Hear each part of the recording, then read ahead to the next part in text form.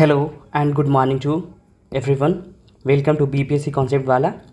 आज जो है तारीख है वो है 23 मई और हम लोग देखेंगे आज का जो इम्पोर्टेंट न्यूज़ है जो हमारे एग्ज़ाम्स के लिए इम्पोर्टेंट है और जो भी आर्टिकल्स है उसको देखेंगे। ठीक है, तो पहले हम हेडलाइंस देखते हैं। तो फ्रंट पेज पे जो हेडलाइंस है वो इलेक्शन कमीशन के बारे में है, दूसरा अग्निवीर के बारे में है। ठीक है, तो ये क्या देखते हैं कि जो पोल पैनल है वो बीजेपी और कांग्रेस के जो प्रेसिडेंट हैं, पार्टी प्रेसिडेंट, उनको नोटिस दिया है और बोला गया कि आपके जो स्टार कैंपेनर हैं वो कॉम्युनल स्पीच यूज कर रहे हैं, कॉन्स्टिट्यूशन के बारे में बात करें कि कोई एक हमारा जो देश का जो कॉन्स्टिट्यूशन है वो खतरे में है। सो ये सब का बात नहीं होना चाहिए।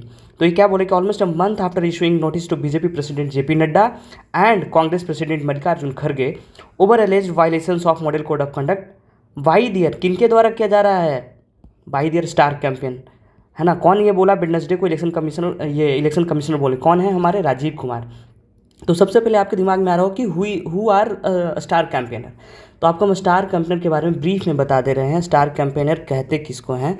स्टार कैंपेनर जो बारे में है, जो लिखा हुआ है वो ROPA एक्ट के हमारा रिप्रेजेंटेशन ऑफ पीपल्स एक्ट 1951 में आया था। उसमें इसके बारे में मेंशन किया हुआ है। कहाँ? सेक्शन 77 में मेंशन किया हुआ है स्टार कैंपेन के बारे में। वो क्या होता है? आपको पता होगा कि जब भी कोई कैंडिडेट चुनाव लड़ता है, जैसे आप या हम कोई भी चुनाव लड़ेंगे तो ये दो तरह का होता है। कोई ये मेंबरशिप है, तो जब चुनाव लड़ने गए तो उसमें एक लिमिटेड पैसा खर्च करना होता है। तो अगर स्मॉल स्टेट्स हैं तो उसमें आपको कितना मिलता है? 75 लाख आप मैक्सिमम खर्च कर सकते हैं। और अगर बिग स्टेट है तो वहाँ पे आपको 95 लाख रुपए का दिया जाता है कि आप इससे ज़्यादा खर्च नहीं कर सकते। नहीं तो फिर क्या हो जाएगा? लेवल प्ले फील्ड नहीं हो पाएगा। अगर कोई बहुत अमीर आदमी है वो बहुत पैसा खर्च कर देगा, तो इसको गार्ड करने के लिए इलेक्शन कमीशन ने बैंड लगा रखा है कि इससे ज़्यादा पैसा नहीं खर्च कर पाएंगे। अगर करेंगे तो आप मॉडल कोड ऑफ कंडक्ट का क्या करेंगे? वायलेशन करेंगे।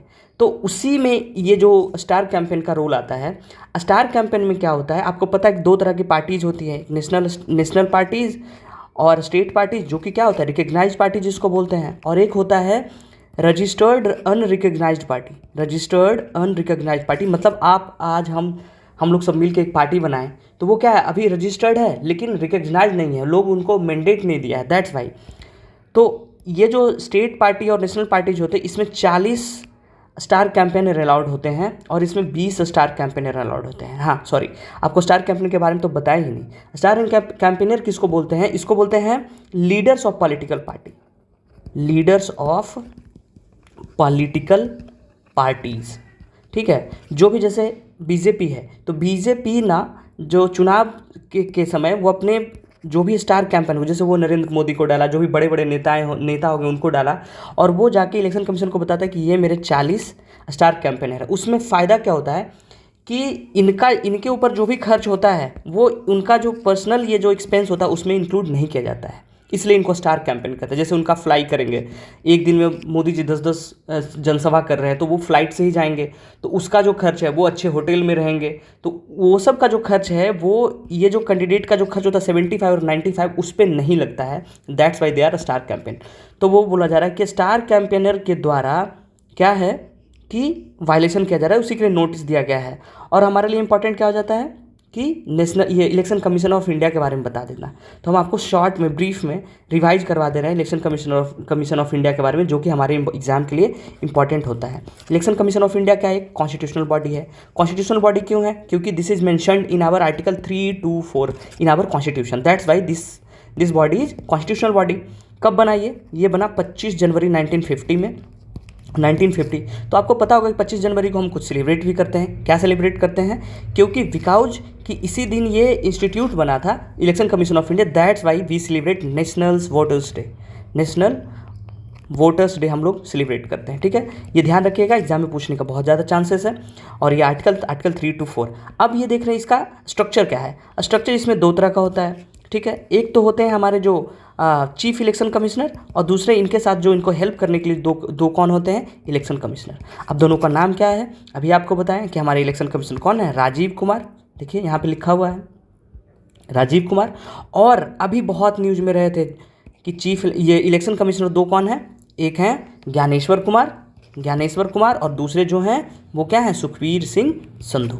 अब इनके टर्म के बारे में बात कर लिया जाता है। टर्म क्या होता है? 6 साल या तो 65 साल, जो पहले हो जाए। अगर आप 65 साल के पहले होगे तो आपको रिटायर हो जाना पड़ेगा। अगर आप 65 साल से कम के हैं और आपका टर्म 6 साल ऑफिस में पूरा हो गया है, then you have to retire, right. अब आपसे एक सवाल है कि चीफ इलेक्शन कमिश्नर को या इलेक्शन कमिश्नर को कौन अपॉइंट करता है? बताइएगा। प्रेसिडेंट करता है, प्राइम मिनिस्टर करता है, कौन करता है? आप कमेंट बॉक्स में बताइएगा, राइट। इससे ज़्यादा इंपॉर्टेंट हमारे एग्जाम के लिए कुछ नहीं है। तो ये हो गया हमारा। बाकी ये कि no legal mandate to upload 17, ये कुछ है, ये हमारे लिए इंपॉर्टेंट नहीं है। अब ये दूसरा क्या है कि army conduct own survey on scheme of Agniveers. Agniveers किसको बोलते हैं? आपको पता होगा कि एक स्कीम आया था, अग्निपथ स्कीम आया था। अग्निपथ स्कीम कब आया था? ये आया था 2022 में। 2022 सितंबर में शायद ये इम्प्लीमेंट हुआ था। उसमें बहुत आगजनी और बहुत ज़्यादा हुड़दंगाई हुआ था कि ये नहीं चाहिए। तो ये क्या था? ये 4 साल का, कोई भी डिफेंस फोर्सेस में आप सर्विस देने के लिए होते हैं, सबसे लोएस्ट लेवल पे कमीशन ऑफिसर के नीचे वाले जो भी ग्रेड होते हैं उसके लिए 4 साल के लिए होते हैं। इसमें एज क्या होता है? 17.5, 17.5 साल से लेके आप 21 साल तक ही बन सकते हैं, ठीक है। ये मेल और फीमेल दोनों के लिए था। ये सब इंपॉर्टेंट हमारे एग्जाम के लिए, सब फैक्ट, ठीक है।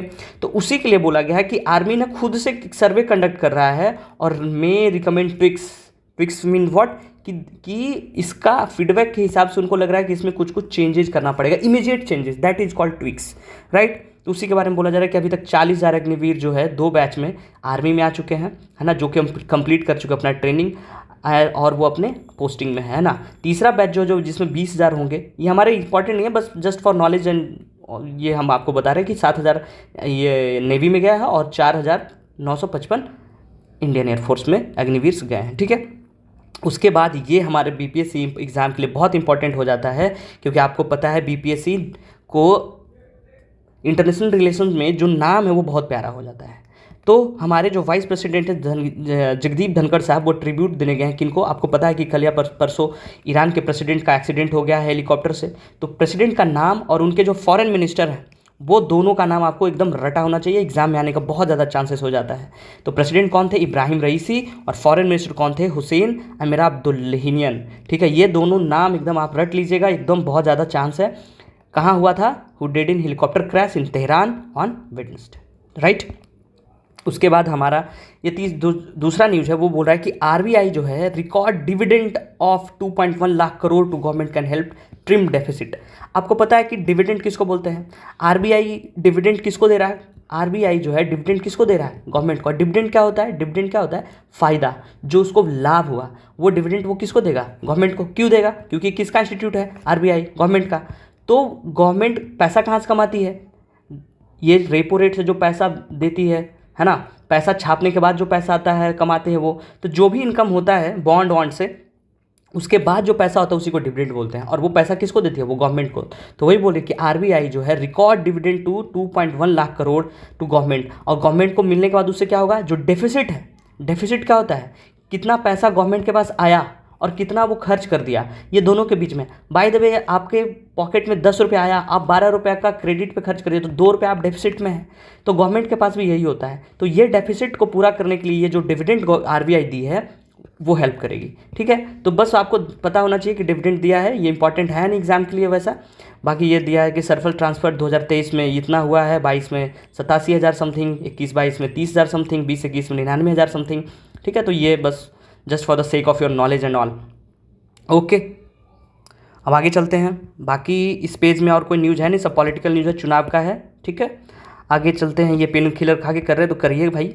हाँ, ये देखिए एग्ज़ाम के लिए क्या ज़रूरी है, ये साहब ज़रूरी हैं। सचिन तेंदुलकर कौन है? ये नेशनल आइकन है, किसके? इलेक्शन कमीशन ऑफ इंडिया के। अब आपको बोलिए कि who is icon?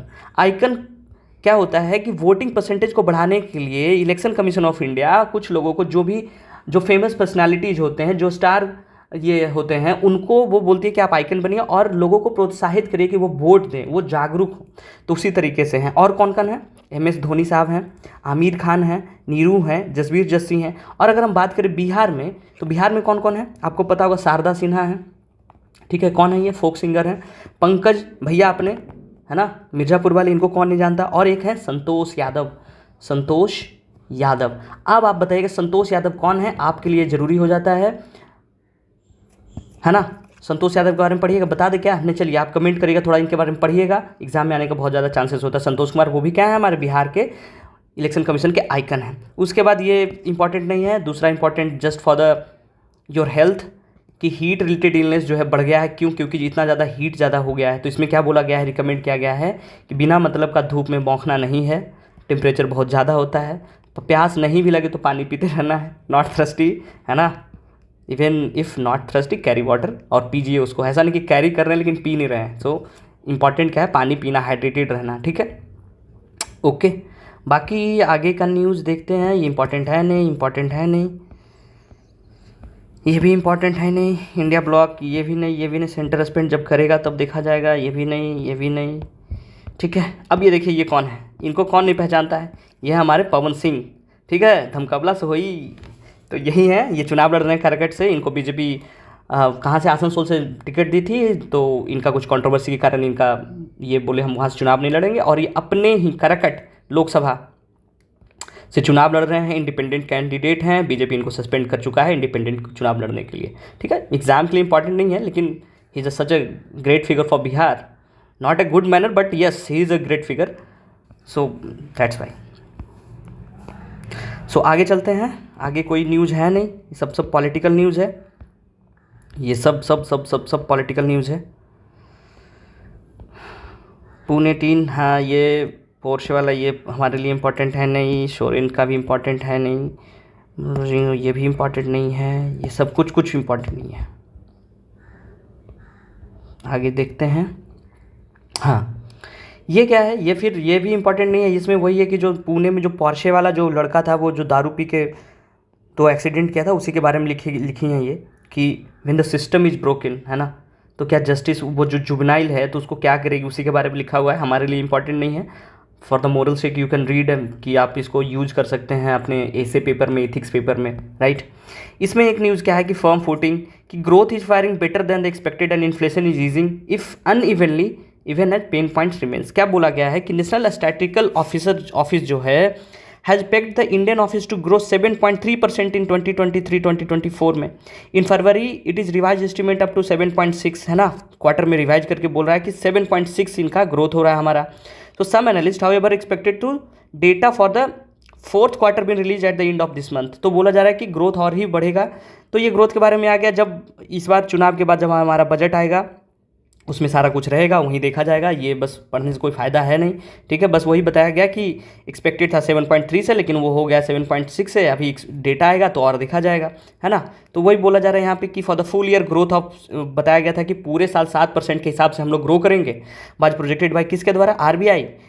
The last monetary policy committee meeting, last monetary polity committee का मीटिंग हुआ था RBI के द्वारा, उसमें बोला गया कि हम लोग 7% से ग्रो करने वाले हमारा GDP, but we have grown by 7.6%। व द लास्ट क्वार्टर का जो डेटा आएगा then we will see in the our budget and all, ठीक है।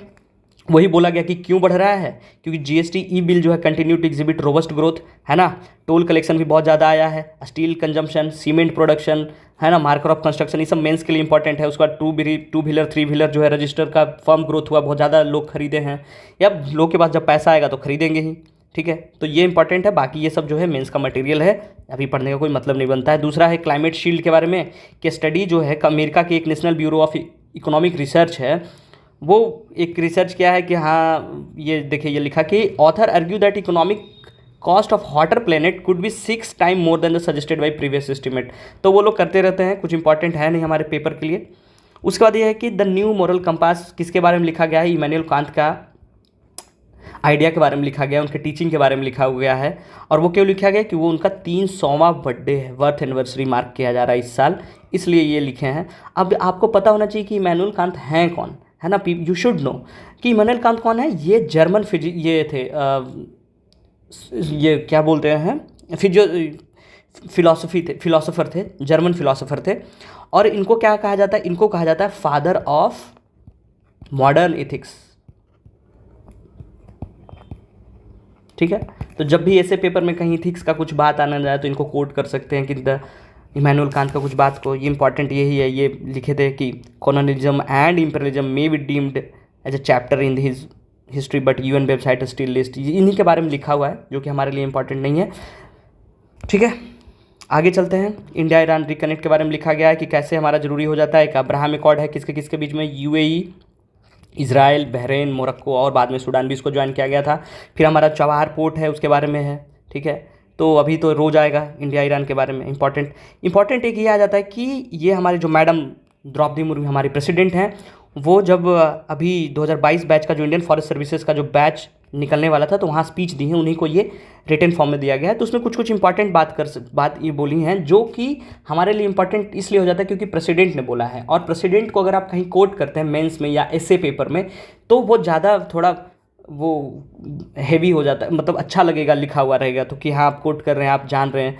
तो वो क्या लिखी है, ये बात की है सबसे पहले कि 2022 के बैच को जो इंडियन फॉरेस्ट को उनको कॉन्ग्रेचुलेट की हैं, जिसमें बोली हैं कि 10 वीमेन हैं तो उनको स्पेशली वो कॉन्ग्रेचुलेट की हैं, symbol of process in the society, progress in the society, है ना। और ये बोल रही हैं कि आई होप कि फ्यूचर में और भी वीमेंस का पार्टिसिपेशन हो इस सर्विस में, ठीक है। उसके बाद ये जिक्र की हैं कि नेशनल फॉरेस्ट एकेडमी के बारे में कि उसका इंपॉर्टेंट रोल हो रहा है फील्ड ऑफ इन्वायरमेंट में, है ना। लास्ट वीक सुप्रीम कोर्ट भी कुछ इनके बारे में बोला था कि human being indulge themselves in selective amnesia when it comes to fathom the significance of forest, it is the spirit of the forest that moves the earth, ठीक है। तो आपको हम थोड़ा सा बता देते हैं नेशनल फॉरेस्ट एकेडमी के बारे में। नेशनल फॉरेस्ट एकेडमी क्या है, नेशनल फॉरेस्ट एकेडमी कब बना, पहले क्या नाम था।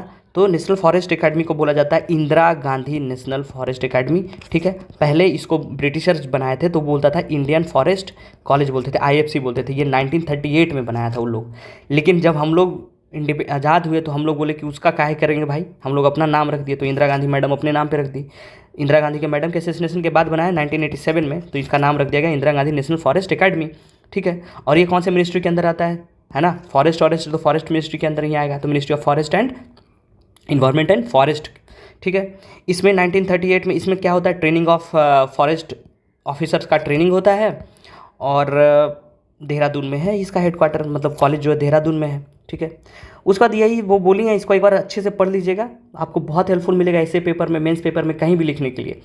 उसके बाद ये बोली हैं कि फॉरेस्ट दैट मूव्स अर्थ। उसके बाद ये एक बात की है कि with the help of science and technology we can repair the damage of faster pace, है ना। तो ये मियावाकी टेक्निक का बात की हैं जो कि हमेशा इंपॉर्टेंट रहा है, आने भी 3-4 साल से बहुत फेमस है ये। मियावाकी टेक्निक क्या होता है, मियावाकी टेक्निक जो होता है ना अर्बन फॉरेस्टिंग के लिए होता है, ग्रीनरी बढ़ाने के लिए होता है। टेरेस फार्मिंग जो होता है ना कि घर में जैसे जगह तो बचा नहीं, हम लोग छोड़े तो है नहीं, अगर खाली है तो वहाँ उसको हम पेव्ड कर दिए हैं तो वहाँ पे पेड़ लग नहीं सकता है, पानी इन्फ्iltrate कर नहीं सकता है। तो ये क्या अर्बन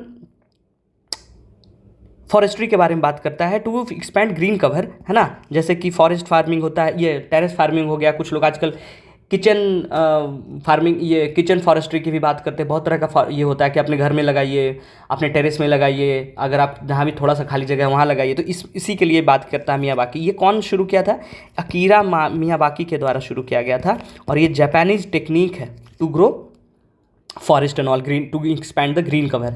तो इसी का इसका भी जिक्र करती हैं कि मियावाकी मेथड है ना, जिसको अडॉप्ट करना चाहिए और बहुत जगह किया जा रहा है, वो बोल रही हैं।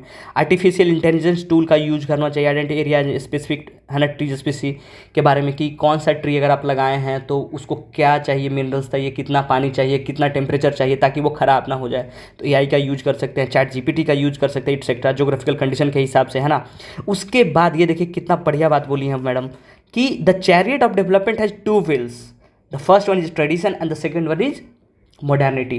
कि जो हमारा जो डेवलपमेंट का जो चैरियट है उसमें 2 व्हील्स है। पहला व्हील्स क्या है हमारा, ट्रेडिशन, कि एक हाथ में हम ट्रेडिशन लेके चलते हैं because our country is known for tradition, and the second one is modernity. अगर आप ट्रेडिशनल हैं और मॉडर्न नहीं है देन देर इज नो, उसको कोई फ़ायदा नहीं है। सो ये this line you can write somewhere that you can revise it and you can use it in your exam कि chariot of development has 2 wheels, tradition and modernity. So today's society is facing the brunt of many environmental problems.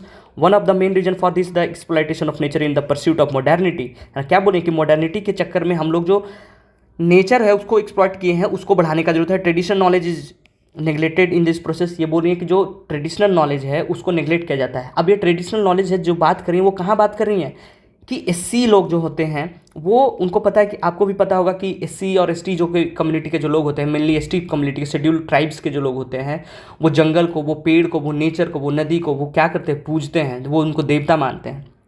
तो उनके traditional knowledge को हम use नहीं कर पा रहे हैं और क्या कर रहे हैं, और हम लोग मॉडर्निटी की ओर बढ़ रहे हैं और इसको इग्नोर करते जा रहे हैं. So the tribal community has made the eternal law of nature on the basis of their life, but the impulse of imbalance modernity has to let some people considerable tribing community and their knowledge base approach orthodox, है ना, कि उनके knowledge को Orthodox माना जाता है. Tribal society has no role in climate change but the burden of its effect in rest more so with them than the most, है ना. उसका बोल रही है कि collective wisdom accumulated by the over the ecological sustainability, अपना दिमाग use करना, इथिकली डिजायरेबल होना चाहिए, सोशली जस्टिफिकेबल पाथ होना चाहिए. We will have to unlearn many misconception and relearn, है ना, कि जो हम लोग पहले से जो मिसकंसेप्शन सीखे हुए हैं उसको अनलर्न करना है, भूलना है. और रीलर्न क्या करना है, idea of balance life style from the tribal community, कि ट्राइबल कम्युनिटी से सीखने की ये बात बोल रहे हैं कि उनसे सीखना चाहिए कि जो हमें अनडिजरेबल नॉलेज है उसको भूलना चाहिए और अनलर्न करना चाहिए, और रीलर्न क्या करना चाहिए, idea of balance life style. ठीक है, तो ये बात है, ये इसको पढ़ लीजिएगा पूरा आर्टिकल एक बार. इंपॉर्टेंट जो भी हम बता दिया आपको. उसका ये बात करती है कि इंडस्ट्रियल रिवॉल्यूशन हमारा 18th सेंचुरी और 9th सेंचुरी में हुआ. उसके कारण क्या है, हम लोग को टिम्बर का जरूर था, हम बहुत जंगल पेड़ काटे, हमारा पॉपुलेशन बढ़ा तो हम जंगल पेड़ काटे, ज़मीन चाहिए था, फैक्ट्री लगाना था, कारखाना लगाना था उसके लिए. लेकिन अब क्या है कि, और उसका ये बोल रही है कि ये बात कर रही है कॉलोनियल इरा की, कि it is said that 50 years from 1875 to 1925, बोले कि more than 80,000 tigers, over 1.5 lakh leopards and 2 lakh wolves were hunted, है ना, शौकीनी में आके मार दिए. अभी हम लोग को इसके लिए क्या चलाया जा रहा है, project tiger, project leopard, project elephant etcetera. क्यों, उनको प्रोटेक्ट करने के लिए, ताकि इकोलॉजिकल बैलेंस बना रहे, है ना. ये बोलिए कि जब हम म्यूजियम जाते हैं तो स्किन, एनिमल का स्किन जब देखती हैं तो वो जो इनका एनिमल का जो स्किन है वो क्या एग्जिबिट करता है, telling the story of the decline of human civilization, कि ह्यूमन सिविलाइजेशन का डिक्लाइन कैसे हुआ. तुम आज हमको दीवार पे चिपकाए हुए और देख रहे हो, वो क्या है, तुम्हारा ही ह्यूमन सिविलाइजेशन का जो डिग्रेडेशन है वही देखने आए हो. ये बोल रही है डायरेक्टली. ठीक है, सो आई हैव कॉन्फिडेंस दैट, वो बोल रही है कि जो भी फॉरेस्ट ऑफिसर्स जो अपॉइंट हो रहे हैं, जो नए होके जा रहे हैं, है ना, freed from the colonial outlook, कि कॉलोनियल आउटलुक को फॉलो नहीं करेंगे. और ये जो बात यहाँ बताई है कि the chariot of development has 2 wheels, tradition and modernity, उस पर काम करेंगे, है ना. You have not to we serve and promote India natural resources, but you have to also use the knowledge accumulated through tradition in the interest of humanity. You have to protect India's forest wealth and balancing modernity and tradition environment with the interest and the right of people whom forest belong. Right? So यही है, इनके बारे में लिखी है, तो ये important हो जाता है. इसको आप कहीं भी कोट कर सकती हैं, हमारी प्रेसिडेंट के द्वारा बोला गया है, लिखा गया है. बाकी आगे देखते हैं. मियावाकी ध्यान रखिएगा, प्रीलिम्स में पूछने का चांस है कि व्हाट इज़ मियावाकी टेक्निक, तो आपको लगेगा कुछ AIOI का कुछ होगा इसलिए.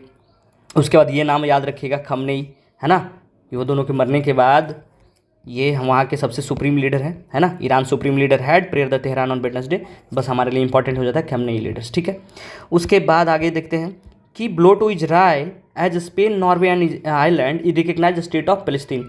तो ये यहाँ देखिए गर्दा न्यूज़ क्या है कि नॉर्वे, आयरलैंड और Spain had said Wednesday that they would recognize the Palestine state. Palestine को बोला कि हम रिकग्नाइज करें कि ये स्टेट है ये history but largely symbolic move that father deepen Israel isolation. अभी आगे इसमें देखिए क्या होता है, लेकिन बस ध्यान में रखना है कि स्पेन, नॉर्वे और आयरलैंड मिलके बोला कि पैलेस्टीन जो है क्या है, स्टेट है.